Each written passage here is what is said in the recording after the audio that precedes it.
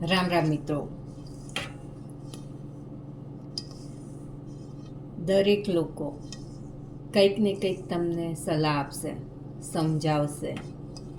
આમ નહીં કરવાનું, તેમ નહીં કરવાનું, આને કંઈ નહીં બોલવાનું, તેને કંઈ નહીં બોલવાનું.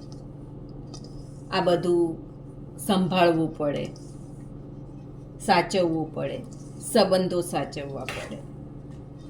આ બધાનું વિચારતા વિચારતા આપણે આપણું ભૂલી જઈએ છીએ અને આપણી ખુશીઓ ભૂલી જઈએ છીએ. પણ એટલું યાદ રાખો કે આ માનવ દેહ છે ને, એ આપણને અત્યારે મળ્યો છે. ફરી ક્યારે મળશે આપણને ખ્યાલ નથી. તો ખોટી ચિંતાઓ છોડી આરામથી જીવો. જે કરવાની ઈચ્છા છે એ કરો. જેમ જીવવું છે એમ જીવો. બીજાની ચિંતા કર્યા વગર જીવો. કોણ શું કહેશે એ ચિંતા કર્યા વગર જીવો. શરીર સ્વસ્થ છે, હાલ જે સમય છે એ સમયને એન્જોય કરો, એ સમયને માણી લો. કેમ કે આ સમય વીતી જશે, એ સમય પાછો ક્યારેય નહીં આવે.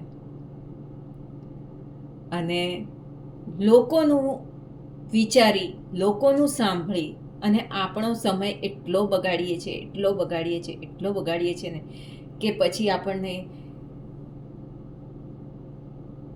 ભવિષ્યમાં એમ વિચારીએ છીએ કે મેં આટલો સમય મારો વ્યર્થ કરી દીધો.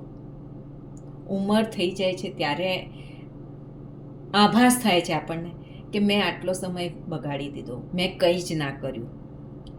એવું ન થાય. તો હંમેશા એમ વિચારો કે આ માનવ શરીર મને અત્યારે મળ્યું છે, એનો હું ઉપયોગ કઈ રીતે કરું, કેવા કામમાં કરું, જેનાથી મને ખુશી મળે છે. સારા કામમાં કરું જેનાથી મને ખુશી મળે છે. તો આવો વિચાર સાથે જિંદગીને જીવો, બીજા લોકોની ચિંતા કર્યા વગર. વાત ગમે તો લાઈક કરજો અને શેર કરજો. ધન્યવાદ.